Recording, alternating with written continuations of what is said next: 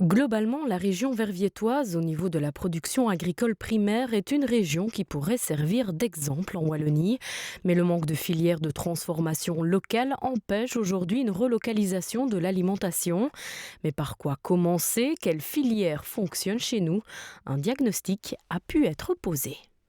On est dans une région herbagère et donc l'essentiel, la filière prioritaire, ce serait la filière du lait.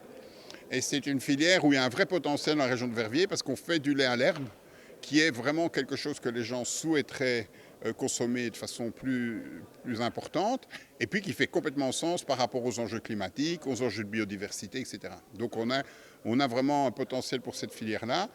La région de Verviers produit aujourd'hui 5 fois ce qu'elle consomme comme lait. Donc clairement, on est dans une situation où on peut imaginer quelque chose. Alors il y a une deuxième filière qu'on a mise en avant, c'est la filière des céréales panifiables.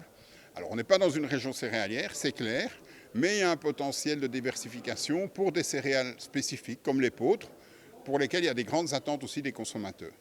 Plusieurs communes souhaitant reprendre en main la politique alimentaire de leur territoire étaient présentes ce matin pour s'approprier ces questions.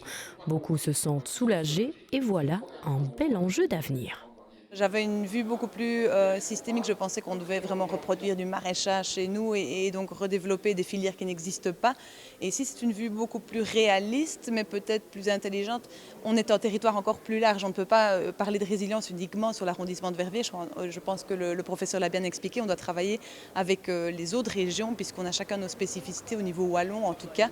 Et donc, je crois que rien qu'à l'échelle de la Wallonie, mais même peut-être de la Belgique, il faut pouvoir réfléchir de manière systémique. Le constat qu'on a fait aujourd'hui, je crois, va rassurer aussi le monde agricole parce que parfois on se fait une image de ce que doit être la résilience et la transition. Et ici, en fait, c'est vraiment, ça part de ce qui existe et c'est pour accompagner justement et le soutien aussi des élus aux agriculteurs qui existent et qui sont sur le terrain, mais pour qu'ils puissent vivre de ce qu'ils produisent. Typiquement sur Welkenraad, 70% du territoire c'est de l'agricole. Il est fondamental de travailler sur l'agricole, tant sur l'aspect nutrition pour les gens, parce que produire localement c'est une chose, mais encore faut-il pouvoir le faire, leur diversification aussi. L'autre point évidemment est économique, maintenir des gens qui peuvent vivre de ce qu'ils font c'est essentiel. Les communes doivent se réapproprier, je crois, même si elles n'ont pas toutes les clés à l'heure actuelle, cet enjeu agricole parce que ce n'est pas que de l'alimentation, ça touche vraiment tout un spectre que les communes ont comme compétence dans certains cas. Voilà, l'énergie, on parle aussi de plan climat, ce genre de choses, etc. Voilà, donc c'est fondamental. Les pouvoirs publics, et notamment aujourd'hui, ce matin, on rencontrait les politiques de la région, ont un rôle essentiel à jouer pour organiser les filières, pour soutenir les projets innovants, mais aussi pour organiser par exemple la compétition, éviter que les filières rentrent trop en compétition au détriment souvent des plus faibles, qui sont parfois les plus intéressants.